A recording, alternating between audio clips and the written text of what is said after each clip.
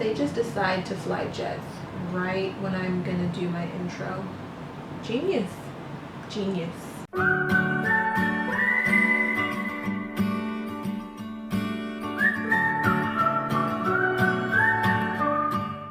Hey guys, and welcome back to my channel. My name is Raven, and here I make lifestyle and mommy type videos every single week.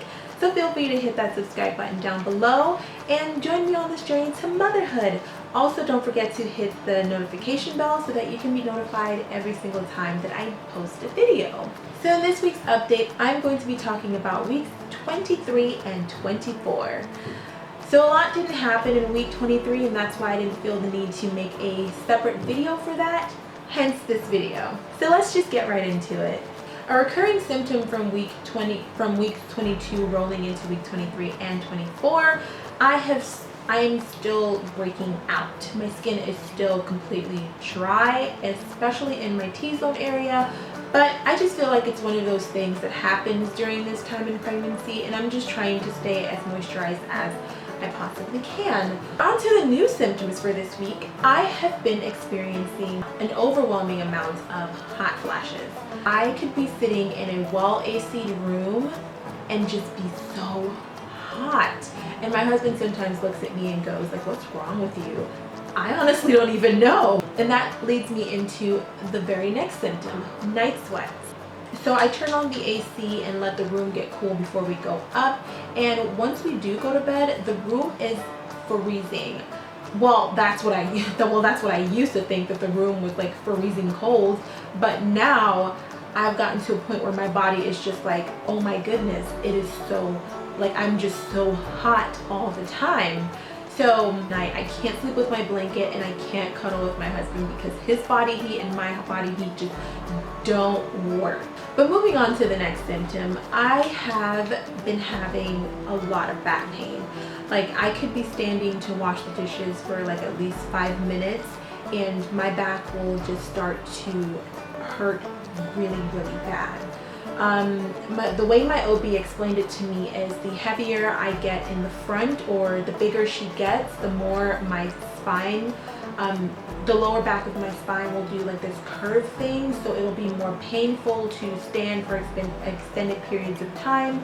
And the only thing I can really do is just stretch it out, stop what I'm doing, and just wait until it passes. So yeah, for every single thing that happens, I'm not the type of person or mom to run and get medication. So my OB basically said I just have to suck it up. She did say though that I could start doing a lot more yoga at this time. I did do some yoga in my first trimester, and that helped me out a little bit in terms of getting energy, but now I more so need it for the stretching because it stretches out my back and things like that, and it'll be really good for limbering me up for delivery. And the last symptom that I have been incurring has been a yeast infection. And I know what you're thinking, ew, gross, yuck, a yeast infection, ugh. Yeah, it happens a lot, especially during pregnancy. Pregnant women are more prone to getting yeast infections because of the increased vaginal fluids down there. So even with wearing panty liners, making sure your lady parts are clean, eating a well-balanced diet, it's still, your pH down there still gets thrown out of whack because of all of the hormones. So no, ladies, it's not the end of the world. It's completely normal, but that's what I've been struggling with this week. I know it sucks, but so let's get into stats. I had an OB appointment in week 23. That's when I started the cream to get rid of the yeast infection.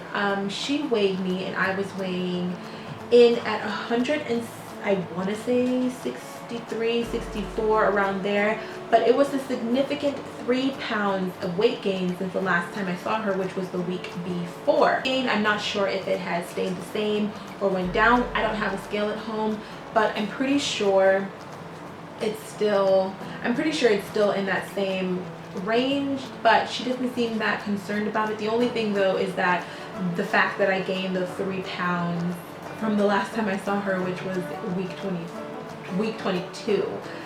So she told me to slow down a bit. Even though she told me to gain all of the bulk of my weight in the second, she still wants me to space it out a lot more. And I'm not gonna lie guys, these past couple of days / weeks, I have been pigging out. Like, I've been going to town on snacks, sweets, all of it. I've just been having it all because that's what I've been craving at this time. But yeah, I'm taking her advice and I'm gonna go back on my healthy regimen. And for those of you thinking, oh, she's on a diet while she's pregnant, no, that's not what I mean. I just mean making sure that I get that I'm eating all of the good things that I'm supposed to eat and not the bad things, basically. So those are my stats for this week. Let's get into baby girl and how she is doing.